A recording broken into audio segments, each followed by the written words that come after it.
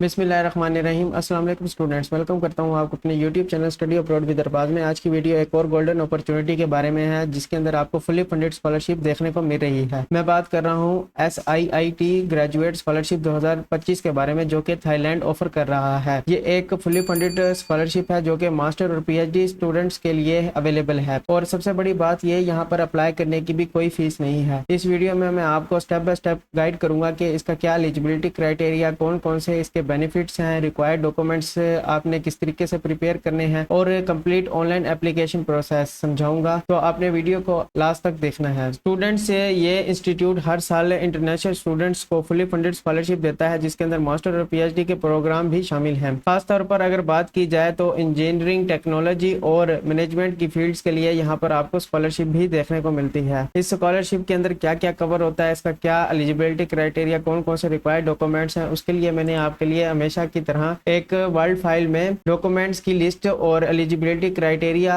और इसके required documents के बारे में बताया। तो आपने इस लिस्ट को देखना है और इसको अच्छे तरीके से समझना है, ताकि आपको कहीं और जाने की जरूरत ना पड़े और आप इजीली यहाँ से रिक्वायर्ड डॉक्यूमेंट्स और बेनिफिट्स वगैरह को देख सकें। तो how to apply for SIIT graduate scholarship 2025 के लिए स्कॉलरशिप बेनिफिट्स की बात करते हैं। फुल ट्यूशन फीस यहाँ पर आपकी कवर की जाती है, मंथली लिविंग अलाउंस दिया जाता है और आपको यहाँ पर एयर टिकट भी दी जाती है। उसके बाद वीजा फीस और हेल्थ इंश्योरेंस भी आपको यहाँ पर प्रोवाइड की जाती है, और research support and academic expenses भी आपके यहाँ पर तकरीबन सारे कवर किए जाते हैं। और ये फुली फंडेड स्कॉलरशिप है, याद रखिएगा स्टूडेंट्स। इसके बाद बात करते हैं एलिजिबिलिटी क्राइटेरिया के बारे में। आपका इंटरनेशनल स्टूडेंट्स होना लाजमी है, जो कि आप इंटरनेशनल स्टूडेंट हैं, यानी कि आपके पास थाई सिटीजनशिप ना हो। उसके बाद आपके पास एकेडमिक रिकॉर्ड आपका स्ट्रॉन्ग होना चाहिए। उसके बाद फॉर मास्टर, अगर आप मास्टर करना चाहते हैं तो आपके पास रेलिवेंट बैचलर्स की डिग्री होनी चाहिए। अगर आप PhD के लिए अप्लाई करना चाहते हैं तो आपके पास रेलिवेंट मास्टर की डिग्री होनी चाहिए। तो ये इसका एलिजिबिलिटी क्राइटेरिया। उसके बाद इंग्लिश कम्युनिकेशन स्किल आपके पास होनी चाहिए, यानी कि आपकी इंग्लिश कम्युनिकेशन स्किल अच्छी होनी चाहिए। स्टूडेंट्स, अगर आप अपनी इंग्लिश लैंग्वेज स्किल्स को अच्छा करना चाहते हैं तो आपको IELTS या TOEFL का टेस्ट देना होगा। अगर आपने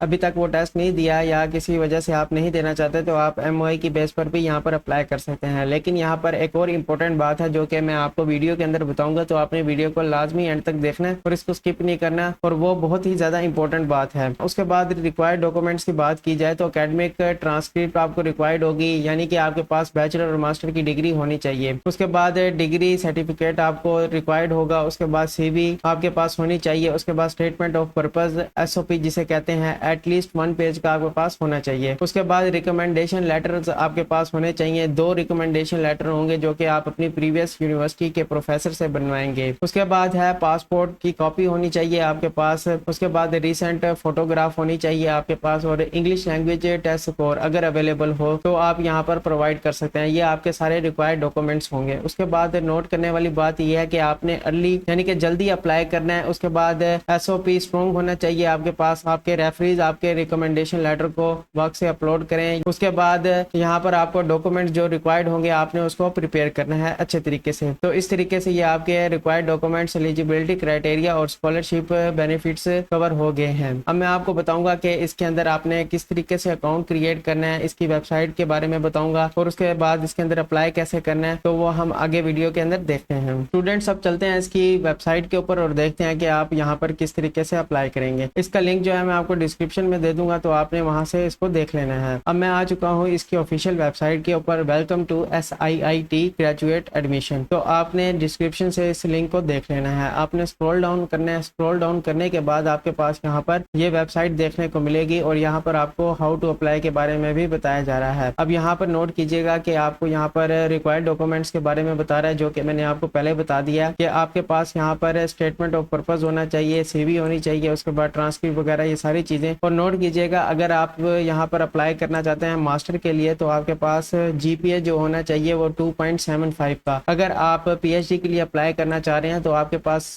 GPA होना चाहिए 3.50 का। तो ये मैंने आपको यहाँ पर बता दिया है, तो आपने इस चीज की टेंशन नहीं लेनी। उसके बाद यहाँ पर एक और लिंक है, इसको भी मैं डिस्क्रिप्शन के अंदर दे दूंगा, जो कि है अनाउंसमेंट के नाम से। तो आपने अनाउंसमेंट वाले लिंक के ऊपर आना है, और यहाँ पर आने के बाद स्क्रॉल डाउन करना है, और यहाँ पर देखना है एप्लीकेशन पीरियड के बारे में। यहाँ पर 1 सितंबर से जो है इसकी एप्लीकेशन स्टार्ट हो चुकी है, और 30 सितंबर इसकी डेडलाइन है। स्कॉलरशिप रिजल्ट आपको देखने को मिलेगा 31 अक्टूबर 2025 के अंदर। तो ये इसकी डेडलाइन वगैरह है और इसका एप्लीकेशन पीरियड मैंने आपको बता दिया है। अब आप यहाँ पर नीचे आएंगे और यहाँ पर देखें कि SIIT ग्रेजुएट स्कॉलरशिप प्रोग्राम्स के अंदर 3 किस्म के हैं प्रोग्राम्स। तो एक है फॉरेन एप्लीकेंट्स के लिए, दूसरा है थाई एप्लीकेंट्स के लिए और तीसरा है for both foreign and Thai applicants के लिए। तो आप यहाँ पर इस चीज़ को देख सकते हैं स्टूडेंट्स। उसके बाद आपने स्क्रॉल डाउन करना है। स्क्रॉल डाउन करने के बाद यहाँ पर हाउ टू अप्लाई के बारे में आ रहा है। तो स्टेप बाय स्टेप एप्लीकेशन के बारे में आपको यहाँ पर बता रहा है। 3 स्टेप दिए गए हैं। स्टेप 1 के अंदर आपने रजिस्ट्रेशन करनी है। स्टेप 2 के अंदर आपने अपना इंटरेस्ट प्रोग्राम के बारे में बताना है कि आप किस प्रोग्राम के अंदर इंटरेस्टेड हैं। उसके बाद स्टेप 3 है कि आपने लॉगिन करके अपने ऑनलाइन एप्लीकेशन के अंदर ये सारी चीज़ें डिटेल्स एंटर करनी है। तो ये चीज़ें आपके सामने हैं। उसके बाद guideline for fill out the online application graduate program, आप इसके ऊपर क्लिक करेंगे। जैसे ही आप इसके ऊपर क्लिक करेंगे तो आपके सामने यहाँ पर गाइडलाइन आ जाएगी। तो यहाँ पर आपको गाइडलाइन दी गई है और स्टेप बाय स्टेप प्रोसीजर बताया गया है कि आप किस तरीके से यहाँ पर अप्लाई कर सकते हैं। तो ये गाइडलाइन भी आपको डिस्क्रिप्शन में मिल जाएगी, इसकी आपने टेंशन नहीं लेनी। उसके बाद यहाँ पर अप्लाई ऑनलाइन है, आप यहाँ पर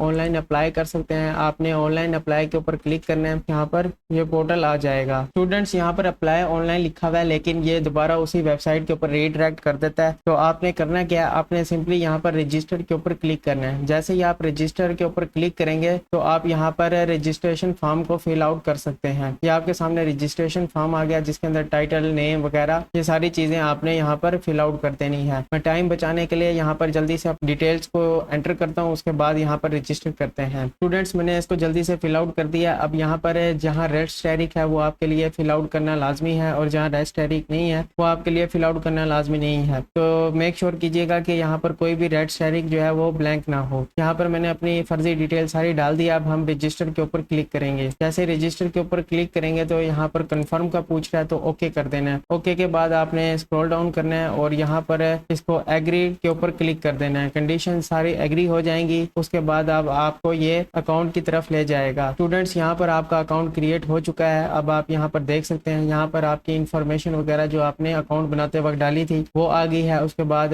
एजुकेशनल बैकग्राउंड और एम्प्लॉयमेंट हिस्ट्री आपने यहाँ पर ऐड करनी है। स्टूडेंट्स अब आपने अपनी प्रोफाइल को कंप्लीट करना है। प्रोफाइल कंप्लीट करने के लिए एजुकेशनल बैकग्राउंड के ऊपर क्लिक कर देना है। यहाँ पर प्लस का साइन है तो आप इसके ऊपर क्लिक करेंगे। अब आपने यहाँ पर अपनी एजुकेशन डिटेल बतानी है, यानी कि बैकग्राउंड के बारे में बताना है। तो आप किसके लिए अप्लाई करना चाह रहे हैं, तो मैं यहाँ पर मास्टर के लिए अप्लाई करना चाह रहा हूँ और मेरी यहाँ पर बैचलर कंप्लीट है तो मैं यहाँ पर बैचलर्स की डिटेल दूंगा। उसके बाद यहाँ पर यूनिवर्सिटी नेम बताना है आपने किस यूनिवर्सिटी से यहाँ पर पास किया है। तो मैं यहाँ पर पाकिस्तान की कोई भी यूनिवर्सिटी है उसको सिलेक्ट कर देता हूँ। उसके बाद यहाँ पर यूनिवर्सिटी की रैंकिंग के बारे में बताना है तो मैं यहाँ पर रैंकिंग लिख देता हूँ। तो आपने रैंकिंग के बारे में गूगल से सर्च कर देना है। उसके बाद number of students in university आपने वो बता देना है, आपकी यूनिवर्सिटी के अंदर कितने स्टूडेंट्स हैं। उसके बाद आपने कंट्री ऑफ यूनिवर्सिटी बताना है तो मैं यहाँ पर पाकिस्तान सेलेक्ट कर देता हूँ। फिर उसके बाद यहाँ पर पीरियड ऑफ स्टडी फ्रॉम, आपने पीरियड ऑफ स्टडी कब स्टार्ट किया था तो आपने सबसे पहले उसका साल बताना है तो मैं यहाँ पर साल बता देता हूँ। फिर उसके बाद आपने यहाँ पर मंथ को भी सिलेक्ट कर देना है और कब से कब तक की थी आपने अपनी डिग्री कंप्लीट वो भी आपने यहाँ पर बता देना है। तो आपने यहाँ पर इसको सिलेक्ट कर देना है। उसके बाद डिग्री आपने बतानी है आपकी किस फील्ड के अंदर आपकी डिग्री है तो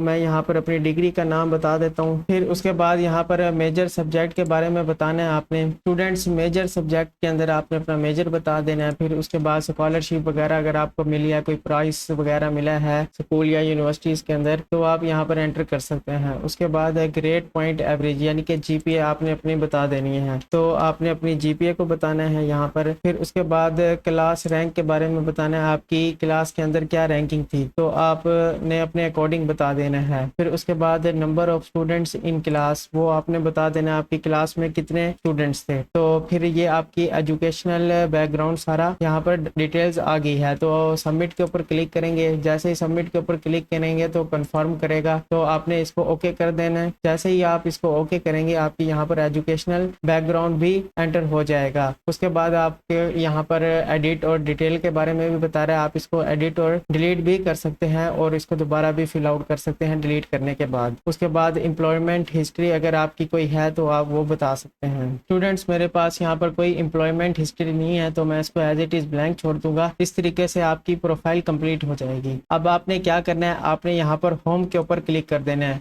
ये होम बटन है, इसके ऊपर जैसे ही क्लिक करेंगे तो आपके पास यहाँ पर एक वेब पेज ओपन हो जाएगा। अब यहाँ पर आपका अकाउंट और रेडी लॉगिन है। अब आप यहाँ पर देख सकते हैं मेरा नाम आ रहा है जो कि मैंने फर्जी डाला था, मिस्टर ABC, तो ये आ गया है। अब आपने स्क्रॉल डाउन करना है। स्क्रॉल डाउन करने के बाद यहाँ पर आपने आ जाना है जहाँ पर लिखा हुआ है 2/2025 जनवरी 2026 इनटेक, इसके ऊपर आना है। यहाँ पर आपने क्लिक कर देना है, क्लिक हेयर टू अप्लाई। जैसे ही आप इसके ऊपर क्लिक करेंगे अब आपको ये अलाउ करेगा कि आप यहाँ पर अप्लाई कर सकते हैं। अब आपने यहाँ पर बताना है आप किस प्रोग्राम के लिए अप्लाई करना चाहते हैं। तो मैंने वहाँ पर बैचलर्स की डिटेल डाली थी, तो मैं यहाँ पर मास्टर वालों के लिए अप्लाई करके दिखाऊंगा। PhD का भी यही मेथड है, बस PhD के लिए आपने वहाँ पर मास्टर्स की एजुकेशन डिटेल डाल देनी है। तो मैंने यहाँ पर मास्टर के लिए अप्लाई करना है, तो मैं इसके ऊपर क्लिक करूंगा। जैसे ही आप इसके ऊपर क्लिक करेंगे तो आपके सामने ये टेबल आ जाएगा। अब आपको यहाँ पर ये स्कॉलरशिप टाइप के बारे में बता रहा है, उसके बाद अलाउंस आपको जो मिलेगा पर मंथ 2 साल के लिए वो बता रहा है आपको। उसके बाद यहाँ पर ट्यूशन फीस सपोर्ट आपकी होगी, दोनों पर टिक है। उसके बाद रिसर्च सपोर्ट, थीसिस सपोर्ट, ये सारा ईच एंड एवरीथिंग आपका यहाँ पर कवर है। तो इस तरीके से आप देख सकते हैं। और जो इंटरनेशनल फॉरेन स्टूडेंट्स अप्लाई कर रहे हैं वो टाइप B के अंदर आते हैं। इस चीज़ का आपने लाजमी ख्याल करना है, क्योंकि आप अगर वापस जाएंगे इसके पेज के ऊपर तो आपको वहाँ पर दिख जाएगा कि यहाँ पर EFS टाइप B आपकी है फॉरेन स्टूडेंट्स के लिए। तो आप यहाँ पर इसको देखेंगे, यहाँ पर आपकी फुल्ली फंडेड स्कॉलरशिप कवर हो रही है, जिसके अंदर visa, health insurance, accidents insurance, उसके बाद इंग्लिश लैंग्वेज प्रोफिशिएंसी टेस्ट वगैरह, ये सारी चीज़ें आपकी यहाँ पर कवर हो रही हैं। तो आपने ऑनलाइन एप्लीकेशन के ऊपर क्लिक करना है। जैसे ही आप इसके ऊपर क्लिक करेंगे आपके सामने यहाँ पर एप्लीकेशन फॉर्म आ जाएगा 2025 के लिए, और यहाँ पर आपका प्रोग्राम आ रहा है। इसके अंदर आपने बताना है आप किसके लिए अप्लाई करना चाह रहे हैं। स्टूडेंट्स यहाँ पर आपने लेवल के अंदर अपना लेवल सेलेक्ट कर लेना है। तो मैं यहाँ पर मास्टर ऑफ साइंस प्रोग्राम के ऊपर क्लिक कर रहा हूँ और यहाँ पर आप प्रोग्राम के बारे में बताएंगे कि आपका कौन सा प्रोग्राम है। तो आप यहाँ पर अपना प्रोग्राम बताएंगे, और इसके अलावा आप यहाँ पर इसको चेंज करके भी देख सकते हैं। अगर आपका यहाँ पर प्रोग्राम नहीं आ रहा तो मैंने उसको चेंज किया, तो यहाँ पर और सारे डिफरेंट प्रोग्राम आ गए हैं। उसके बाद यहाँ पर आपका अप्लाइड आर्टिफिशियल इंटेलिजेंस भी है इंजीनियरिंग के अंदर। और इसके अलावा अगर आप यहाँ पर दूसरा प्रोग्राम सेलेक्ट करेंगे डॉक्टरेट का या डॉक्टर का, PhD का, तो यहाँ पर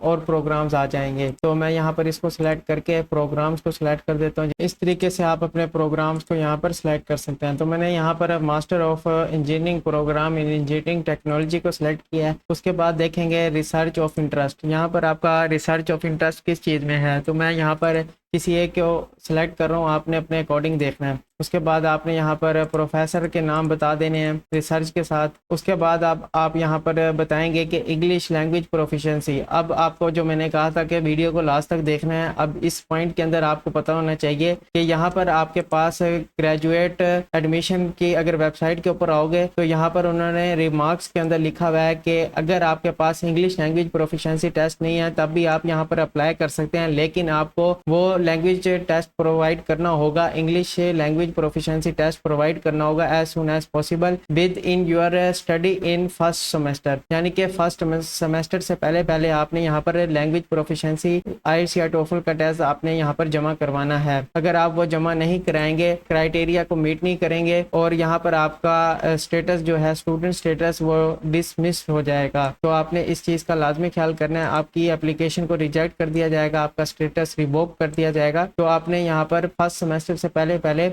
IELTS को सबमिट करवाना है। अगर आपके पास IELTS नहीं है तो आप यहाँ पर एप्लीकेशन को सबमिट कर सकते हैं। उसके बाद आप IELTS दें। IELTS देने के बाद जैसे ही आपकी यहाँ पर कंफर्मेशन आ जाए तो आप IELTS का टेस्ट सबमिट करवा कर अपने सीट को कंफर्म कर सकते हैं। तो दोबारा हम यहाँ पर एप्लीकेशन फॉर्म के ऊपर आते हैं। उसके बाद आप यहाँ पर अगर आपके पास IELTS वगैरह नहीं है तो आप नॉट येट टेकन के ऊपर क्लिक कर सकते हैं। उसके बाद यहाँ पर आपने अपना मेडिकल स्टेटस बताना है। स्टेटस बताने के बाद आपने यहाँ पर फाइनेंशियल सपोर्ट के बारे में बताना है कि आप यहाँ पर किस तरीके से अपने फाइनेंशियल सपोर्ट्स को कवर करेंगे। स्टूडेंट्स यहाँ पर लिखा हुआ है अगर आपको यहाँ पर स्कॉलरशिप नहीं मिलती तो क्या आप फाइनेंशियल सपोर्ट यानी कि सेल्फ स्टडी के लिए अप्लाई करना चाहते हैं, और अगर अप्लाई करना चाहते हैं तो आपने अपने स्पॉन्सर का नाम लिखना है यस के ऊपर करके। लेकिन आप फुली फंडेड स्कॉलरशिप के लिए अप्लाई कर रहे हैं तो आपने इसको नो पर ही रहने देना है। उसके बाद स्टेटमेंट ऑफ पर्पज आपने बताना है। स्टेटमेंट ऑफ पर्पज लिखने के कुछ असूल हैं वो आपको यहाँ पर बताए गए हैं। तो आपने इसको अच्छी तरीके से पढ़ के इसके अकॉर्डिंग अपने स्टेटमेंट ऑफ पर्पस को लिखना है। उसके बाद यहाँ पर रिक्वायर्ड एप्लीकेशन डॉक्यूमेंट्स के बारे में बात की जा रही है। यहाँ पर आपके पास एटलीस्ट 1 पेज का स्टेटमेंट ऑफ पर्पस होना चाहिए, जो कि मैंने आपको पहले बताया था। उसके बाद एक कॉपी होनी चाहिए आपके पास ऑफिशियल ट्रांसक्रिप्ट की। तो इस तरीके से आपके पास ये सारे रिक्वायर्ड डॉक्यूमेंट्स हैं। यहाँ पर ब्राउज के ऊपर क्लिक करोगे और अपने कंप्यूटर से फाइल को सिलेक्ट करके यहाँ पर अपलोड कर दोगे। उसके बाद रेफरीज आ गया है। रेफरीज के अंदर आपने अपने प्रोफेसर के नाम, उसके बाद यहाँ पर ईमेल एड्रेस, ये सारी चीज़ें एंटर करनी है और यहाँ पर उनका स्टेटस बताना है कि वो प्रोफेसर हैं, असिस्टेंट प्रोफेसर हैं, क्या हैं, वो आपने यहाँ पर लिख देना है। उसके बाद इंपॉर्टेंट नोट भी आपने लाजमी पढ़ लेना है। अच्छे तरीके से इंपॉर्टेंट नोट पढ़ें। उसके बाद यहाँ पर सबमिट के ऊपर क्लिक कर दें। इस तरीके से आपकी यहाँ पर एप्लीकेशन सबमिट हो जाएगी। और एक चीज़ का ख्याल रखिएगा कि यहाँ पर आपकी जो PDF होगी या इमेज होगी, जो कि इसकी एक्सटेंशन होती है PNG JPG, तो वो 5 MB से ज़्यादा की नहीं होनी चाहिए। अगर वो 5 MB से ज़्यादा की होगी तो आप यहाँ पर एप्लीकेशन को सबमिट नहीं कर पाएंगे। तो आपने उसको कंप्रेस करके यहाँ पर अपलोड करना है और उसके बाद सबमिट के ऊपर क्लिक कर देना है। तो ये इसका सिंपल सा क्राइटेरिया था और इस तरीके से आपने स्टेप बाय स्टेप अप्लाई करना है। उम्मीद करता हूँ आपको वीडियो पसंद आई होगी और आपने चैनल को सब्सक्राइब कर दिया होगा और बेल आइकन को भी लाजमी प्रेस कर दिया होगा। अगर आपकी कोई क्यूरी हो तो आप कमेंट सेशन में लाजमी पूछें, तो मैं उसका जवाब दे दूंगा। तो आपने चैनल को लाजमी सब्सक्राइब करना है और वीडियो को भी लाइक किया करें। मिलते हैं अपने नेक्स्ट वीडियो में। अल्लाह हाफिज़।